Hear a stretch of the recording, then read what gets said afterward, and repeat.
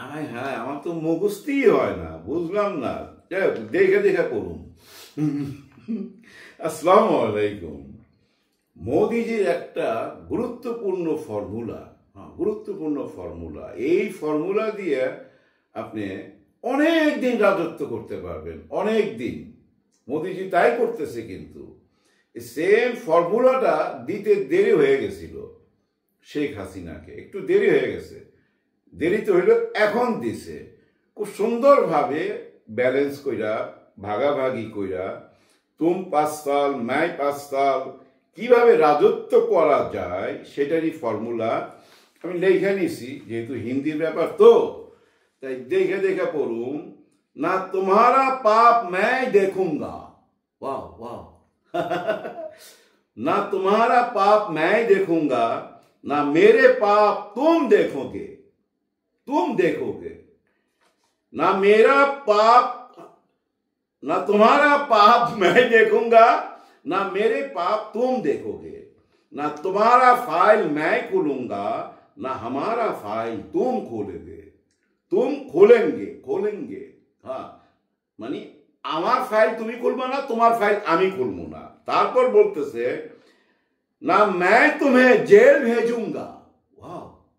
ना मैं तुम्हें जेल भेजूंगा, ना तुम मुझे जेल में भेजोगे। আমিও তোমারে জেলে পাঠাবো না, তুমিও আমারে জেলে পাঠাইবা না।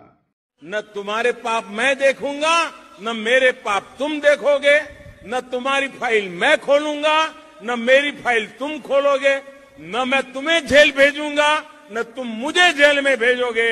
हम दोनों 5-5 साल, हम दोनों 5-5 साल, हम दोनों 5-5 साल राज करेंगे, राज करेंगे। মোদিজির ফর্মুলা। হ্যাঁ, এই ফর্মুলাটা না দিতে দেরি হয়ে গেছে।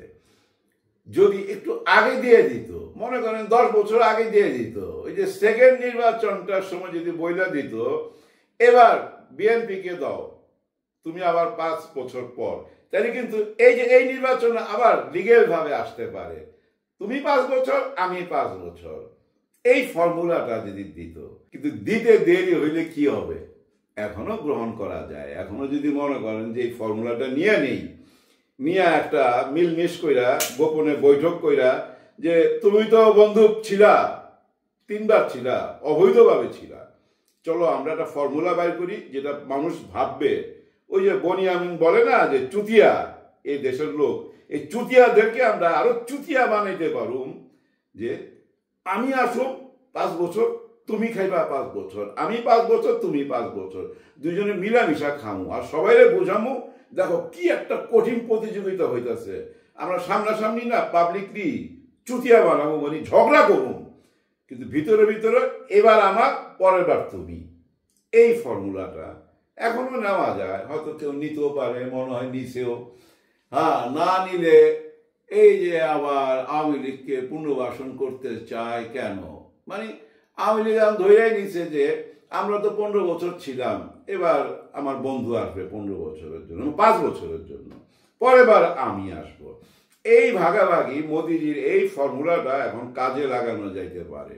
হয়তো কেউ কেউ লাগাচ্ছে, এই লাগালাগির মধ্যে কিন্তু একটা ভেজাল আছে।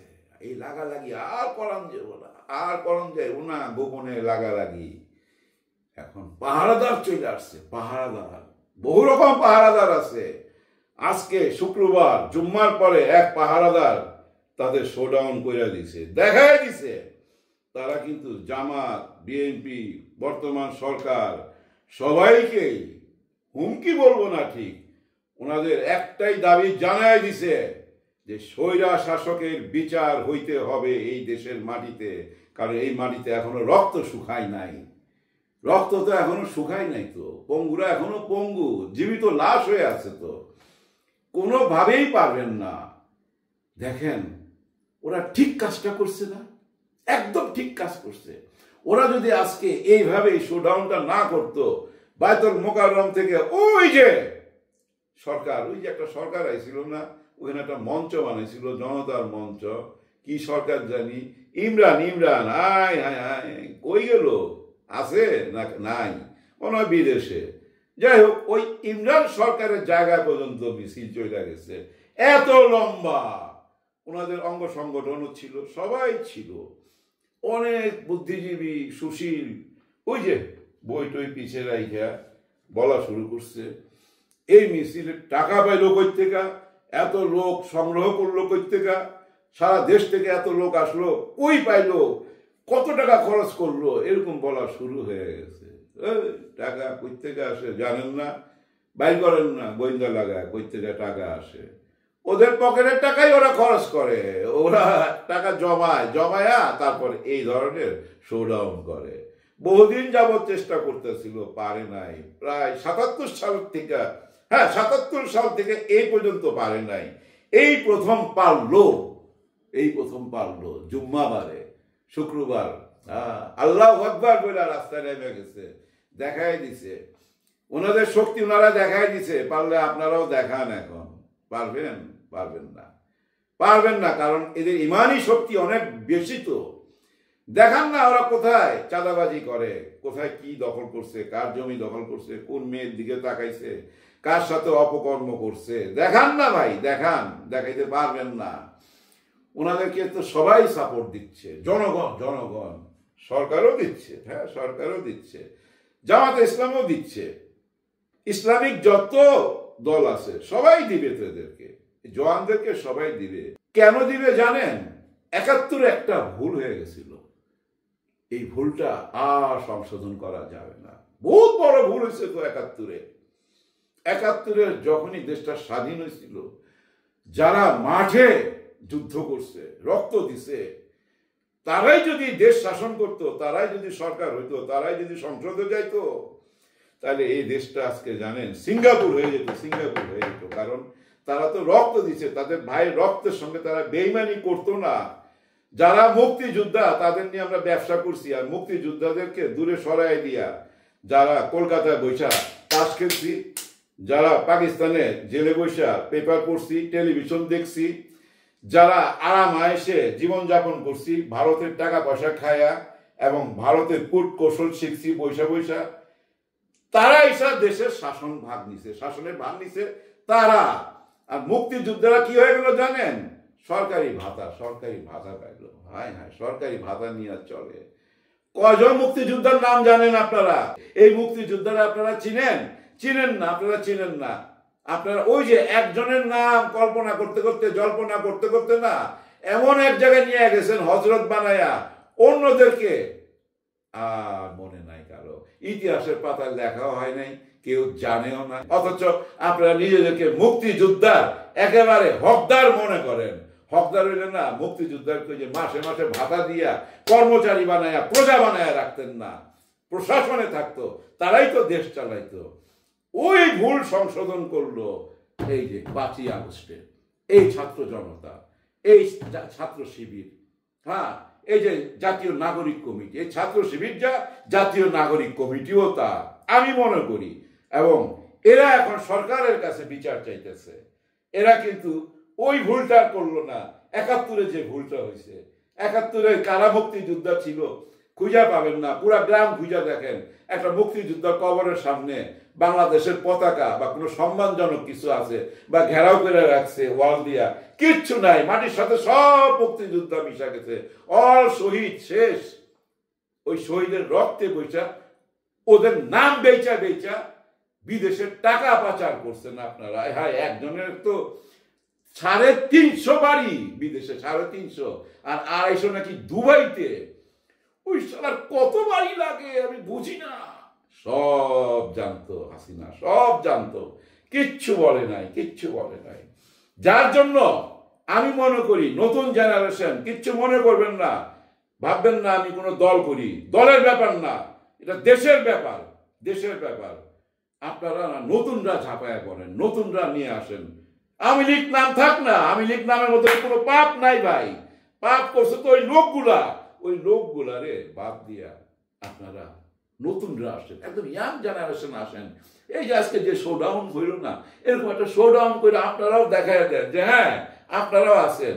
ওই আগে এই লোক, ওই লোকগুলো, ওই আগে একই রকম কথা, এক টাইমে এক কথা জানেন, 5ই আগস্টে রেজভী সাহেব যেভাবে কান্নাকাটি করতেছিল গাড়িতে বসে, জানলার সামনে অনেকগুলা ক্যামেরা, ছাত্ররা আমাদেরকে স্বাধীন করে দিয়েছে, ছাত্রদের কাছে আমরা কৃতজ্ঞ, আমরা চিরদিন কৃতজ্ঞ থাকবো। কারাগার ভেঙে স্কুল কলেজের মাসুম বাচ্চারা নিজেদের জীবন দিয়ে রক্ত ঝরিয়ে আমাদের কাছকে মুক্ত করেছে, গোটা জাতিকে মুক্ত করেছে। আমি আজকে সেই সমস্ত মাসুম বাচ্চা, স্কুল কলেজের সে সমস্ত ছাত্রছাত্রীদের যাদের শহীদি আত্মত্যাগের মধ্যে দিয়ে আজকে গোটা জাতি মুক্তি লাভ করেছে এক ভয়ঙ্কর ফ্যাসিবাদ থেকে, সেই সব শহীদদের প্রতি আমার গভীর শ্রদ্ধা জানাচ্ছি। ছাত্রদের কাছে আমরা কৃতজ্ঞ, আমরা চিরদিন কৃতজ্ঞ থাকবো, এরকম বক্তৃতা দিয়েছেন। তো ঠিক 5-6 মাস পর এই রক কাটে, এরা জামাত, এরা রাজাকার, ওই একই ধ্বনি, একই সুর, একই ব্যবসা। তার মানে ওই যে একই মোদি, ওই মোদির ফর্মুলা কিন্তু আবার ইন করতেছে। 5 বছর তুমি, 5 বছর আমি। নাইলে আপনারা কেন বিচার চান না? আপনারা তো বিচার চাওয়া উচিত। আপনাদের লোক কি ফাঁসিতে ঝুলে নাই? আপনাদের লোক ইলিয়াস আলী, তাকে নিয়ে পেট কাইটা তো নদীর মধ্যে ডুবাই দিছে, গায়েব করে দিছে। আরেকজনকে তো সিলেট দিয়া পার করে দিছে, সালাউদ্দিন সাহেবকে, পাগলের মতো হয়ে গেছিল, জেল খাটছে, উনিও দেখি কিছু বলে না। এই যে বাবর সাহেব জেল থেকে বাইর হইল, আমরা কত আশা করে রইলাম যে উনি একটা কিছু বলবে। এবার উনি বললো, ধন্যবাদ জানাইলো, শ্রদ্ধা জানাইলো, ভালোবাসা জানাইলো ছাত্রদেরকে, কিন্তু আর কোথায় উনি? উনার স্থান কোথায় বিএনপিতে? উনাকে কেন দেখি না? উনাকে তো অনেককে ভালোবাসে, যেদিন জেল থেকে বাইরে সেদিনই বোঝা গেছে। উনি কেন পিছনে পড়ে গেল? এই কিসের ষড়যন্ত্র? না, কোনো ষড়যন্ত্র চলবে না। ছাত্ররা আজকে বইলা দিছে, একদম স্পষ্ট ভাষায় বইলা দিছে, বিচার হইতে হবে এবং আওয়ামী লীগকে বিচার চাইতে হবে। আওয়ামী লীগ যদি বিচার চায়, আওয়ামী লীগও রাজনীতি করতে পারবে। এই কথাটা ওনারা বলে নাই, আমার কথা, আমারও কথা না, সরকার পক্ষে থেকে বলছে। 4টা দাবি জানাইছে যে ওনারা যদি সরি বলে, ওনারা যদি মুজিববাদী ওই রাজনীতি না করে, যে ওনারা একাই মালিক মুক্তিযোদ্ধার, তা না, 7.5 কোটি মানুষই মালিক। ওই 7.5 কোটির পেট থেকেই বাইরে হয়েছে এই 18 কোটি। এই 18 কোটি মানুষই 71-এর দাবিদার, 71-এর হকদার, এই স্বাধীনতার হকদার, কারণ ব্যক্তি মালিকানা না। আপনারা বঙ্গবন্ধুকে ব্যক্তি মালিকানা করতে গিয়া, ওনার নাম নিয়ে জয় ধ্বনি দিয়া, জয় বাংলা বইলা আপনারা যত আকাম করছেন, যার জন্য এখন জয় বাংলা মানুষ শুনতে রাজি না, যার জন্য আজকে অপমানিত হয়েছে শেখ মুজিব। আপনারা বঙ্গবন্ধুকে অপমানিত করছেন। উনি কিন্তু মাথার তাজ ছিলেন, ওনার ভুল ভ্রান্তি সবই ক্ষমা পাওয়া যেত যদি আপনারা দেশের জন্য ভালো করতেন। বাবার নামে এত মূর্তি না গইরা, যদি বাবার নামে এতটা মাদ্রাসা, স্কুল, কলেজ, ইউনিভার্সিটি, হাসপাতাল এগুলো করতেন, আজকে আপনার বাবাকে সবাই মাথার তাজ বানায় রাখতো, ওনার ছবি পিছনে লাগায় না। আমি কথা বলতাম, কিন্তু এখন পিছে লাগাইতে চাই, জানেন, আল্লাহর নাম লাগাইতে চাই, আল্লাহর উপরে ভরসা করতে চাই। আল্লাহর পথে যারা আছে তাদের সঙ্গে আমরা আছি, এর বাইরে না। দেখি না আল্লাহ আমাদের দেশটাকে সঠিক পথে নিয়ে যায় কিনা। সবার জন্য সবাই দোয়া করবেন। আল্লাহ হাফেজ। न तुम्हारे पाप मैं देखूंगा, न मेरे पाप तुम देखोगे, न तुम्हारी फाइल मैं खोलूंगा, न मेरी फाइल तुम खोलोगे, न मैं तुम्हें जेल भेजूंगा, न तुम मुझे जेल में भेजोगे। हम दोनों 5-5 साल राज करेंगे।